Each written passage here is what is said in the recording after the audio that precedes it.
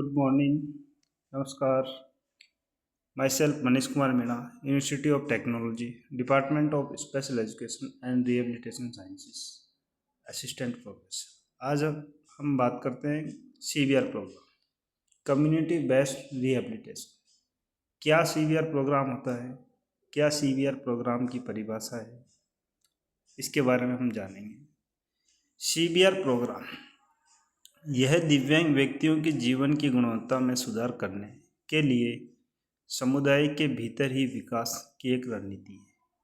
CBR programme के द्वारा जो भी दिव्यांग व्यक्ति होते हैं, दिव्यांग बालक होते हैं, उनके घर परिवार में जाकर हम उनको जानकारी दे सकते हैं, उस डिसेबिलिटी के बारे में जागरूक करना व उस डिसेबिलिटी से संबंधित सुझाव देना, जिससे उस बच्चे का विकास हो सके। आगे, दिव्यांग व्यक्तियों का सशक्तिकरण और उन्हें समाज की मुख्य धारा से जोड़ना और उनके अधिकारों की रक्षा करना। जो भी दिव्यांग व्यक्ति हैं, समाज में किस प्रकार की चीज़ें चल रही हैं, उन चीज़ों से समाज को जागरूक करना, लोगों को उस चीज़ की जानकारी देना, ताकि उन बच्चों को समाज की जो भी ज़रूरतें हैं, जो भी इम्पोर्टेंट चीज़ें हैं, उन चीज़ों के बारे में जानकारी मिल सके और वे अपने अधिकारों की रक्षा कर सके। आगे बात करते हैं WHO, वर्ल्ड हेल्थ ऑर्गेनाइजेशन, विश्व स्वास्थ्य संगठन के द्वारा 1970 के दशक में शुरू किया गया तथा ग्रामीण क्षेत्रों तक पुनर्वास सेवाएं पहुंच सके। CBR प्रोग्राम WHO के द्वारा 1970 में शुरू किया गया था। इसके शुरू करने का उद्देश्य था कि ग्रामीण क्षेत्रों में जिस प्रकार की समस्याएं चल रही है, जो डिसेबिलिटी बालकों का जन्म हो रहा है, उन बच्चों का पुनर्वास हो सके, उन बच्चों का विकास किया जा सके। इसी वजह से CBR प्रोग्राम जो अवेयरनेस के रूप में काम किया जाता है, इसका ज़्यादा से ज़्यादा उपयोग हमें देखने को मिलता है। और इन फोटो के माध्यम से आप देख रहे होंगे कि काफ़ी जगह गाँवों में जाकर हमारे द्वारा CBR प्रोग्राम किए गए हैं, जिससे लोगों को जागरूक किया जा रहा है और डिसेबिलिटियों से संबंधित क्या उपचार होने चाहिए, कैसे इन समस्याओं को दूर किया जा सकता है, इनकी जानकारियाँ प्राप्त करवाई जा रही है। आगे बात करते हैं CBR के मुख्य घटक। CBR प्रोग्राम के क्या मुख्य घटक हो सकते हैं? यह WHO द्वारा दिए गए जो निम्नलिखित है, जैसे स्तंभ, पिलर्स, मुख्य धाराएं या मुख्य विवरण।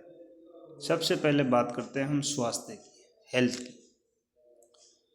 स्वास्थ्य के लिए जो भी डिसेबिलिटियाँ, जो भी गलत गतिविधियाँ चल रही है, उनकी रोकथाम, चिकित्सा देखभाल, पुनर्वास और सहायक उपकरण का उपयोग हम ग्रामीण एरियो में जाकर कर सकते हैं।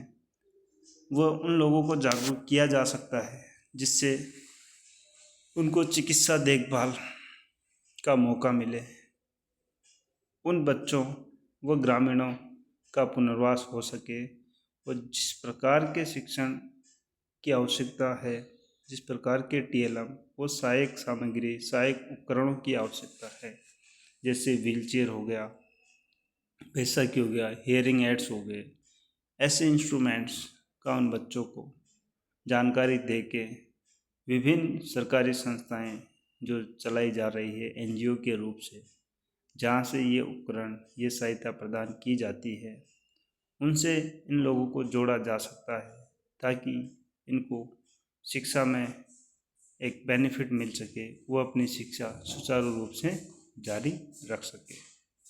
आगे बात करते हैं हम शिक्षा, एजुकेशन के लिए किस प्रकार CBR प्रोग्राम के द्वारा काम किया जाता है। समावेशी शिक्षा, इंक्लूसिव एजुकेशन और जीवन भर सीखने के अवसर। एजुकेशन के द्वारा इंक्लूसिव एजुकेशन जो NEP 2020 के अकॉर्डिंग अभी राष्ट्रीय शिक्षा नीति है, जिसमें बदलाव करके इंक्लूसिव एजुकेशन को सबसे महत्वपूर्ण मानकर इसको लागू किया गया है, ताकि दिव्यांग बच्चे व समान बच्चों को एक साथ बैठाकर एक ही स्थान पर शिक्षा प्रदान की जाए, जिससे इन बच्चों में समानता का अवसर देखने को मिले, किसी प्रकार का भेदभाव आपस में ना मिले, और ये दिव्यांग बच्चों की जानकारी वो नॉर्मल बच्चे भी जल्दी जान ले कि इस प्रकार की डिसेबिलिटियाँ होती है, ऐसी स्थितियाँ होती है। तो कहीं ना कहीं से उन बच्चों के द्वारा इन दिव्यांग बच्चों को मदद मिल सकती है। आगे बात करते हैं जीविका, लाइवहुड। इसके अंतर्गत कौशल विकास, स्वयं रोजगार और वित्तीय सेवाओं तक पहुंच। बच्चों का किस प्रकार कौशल विकास किया जाना चाहिए, ताकि कौशल सिखाने के माध्यम से वो बच्चे कुछ अपने दैनिक जीवन के क्रियाकलाप व अपने आवश्यकता से संबंधित स्वयं से कुछ रोजगार कर सके, जिसके माध्यम से उनको मदद मिल सके और उनके काम आसानी से हो सके। और जो भी सरकारी एजेंसियों द्वारा कार्यों द्वारा विभिन्न प्रकार की योजनाएं चलाई जा रही वो काम किए जा सके। और इस फोटो के माध्यम से आप देख रहे हैं कि ये गांव के अंदर एक आंगनबाड़ी जो होता है, जहाँ पे गरीबी रेखा से नीचे जो बच्चे होते हैं उन बच्चों के लिए प्ले स्कूल चलाए जा रहे हैं, जिसके माध्यम से ऐसे बच्चे जिनके पास स्कूल की व्यवस्था ना हो या स्कूल जाने में अक्षम हो तो वो बच्चे स्कूल जा सके। आगे हम बात करते हैं सामाजिक शोषण। समाज में किस प्रकार इन दिव्यांग बच्चों को जोड़ा जा सकता है और समाज में किन प्रकार इन गतिविधियों से लाभ मिल सकता है। इसके द्वारा व्यक्तिगत सहायता, न्याय संस्कृति, खेल और विवाह। इसके द्वारा समाज में जिस प्रकार की चीज़ें चल रही हैं, तो एक दूसरे को अगर इस चीज़ की जानकारी होगी, डिसेबिलिटी के बारे में पता होगा, बच्चों की स्थितियों की जानकारी होगी, तो आपस में लोग एक दूसरे की हेल्प करेंगे, मदद करेंगे। और खेल खेल के माध्यम से काफ़ी अनेक गतिविधियाँ इन बालकों को सामाजिक रूप से हम सिखा सकते हैं। और आपने देखा होगा कि आजकल ऐसी स्थितियाँ जब धीरे धीरे बच्चे बड़े हो रहे हैं, इनके विवाह संबंधित काफ़ी समस्याएं देखने को मिलती है। तो इन समस्याओं को दूर करने के लिए अनेक प्रकार के ग्रामीणों में सम्मेलन आयोजित किए जाते हैं। उन सम्मेलनों के द्वारा कम खर्च में हम विवाह की सारी सुख सुविधाएं प्राप्त कर सकते हैं, वह आसानी से विवाह किया जा सकता है। तो ऐसी चीज़ों से अवेयर अपने समाज को करना चाहिए। ये आप देख रहे हैं दिव्यांग बच्चा, जिससे पूछताछ की जा रही है कि क्या डिसेबिलिटी कैसे हुई, किस प्रकार हुई, क्या स्थितियाँ अभी इस बच्चे की है। आगे बात करते हैं CBR की आवश्यकता है। CBR प्रोग्राम क्यों आवश्यक है, क्यों CBR प्रोग्राम करना चाहिए, जिससे हमें जानकारी मिलती रहे। CBR प्रोग्राम के द्वारा अस्पताल आधारित पुनर्वास अक्सर पूरे हो सकते हैं, क्योंकि काफ़ी जगह प्राइवेट अस्पताल हो गए, काफ़ी महंगे महंगे इलाज इस प्रकार की स्थितियाँ होती है।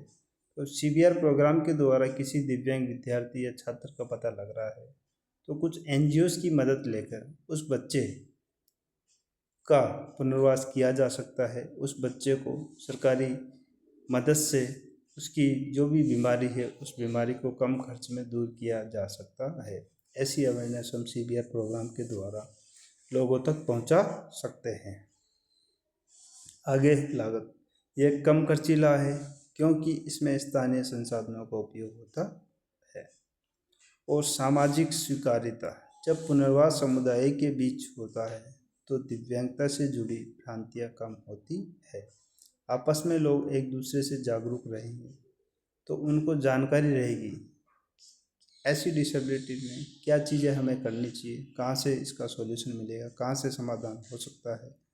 लोग आपस में अनेक प्रकार की जो भ्रांतियाँ समाज में फैलाई जा रही है, या इसका इलाज नहीं हो सकता, यह बच्चा तो ऐसा है, ऐसा ही रहेगा, तो ऐसी स्थितियों को हम दूर कर सकते हैं।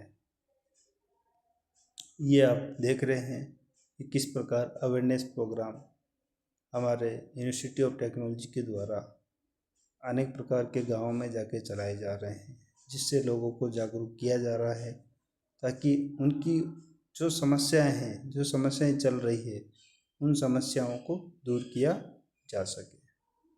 नेक्स्ट हम बात करेंगे अगले पार्ट में इसी के, इसको आगे सुचारू रूप से जारी रखेंगे।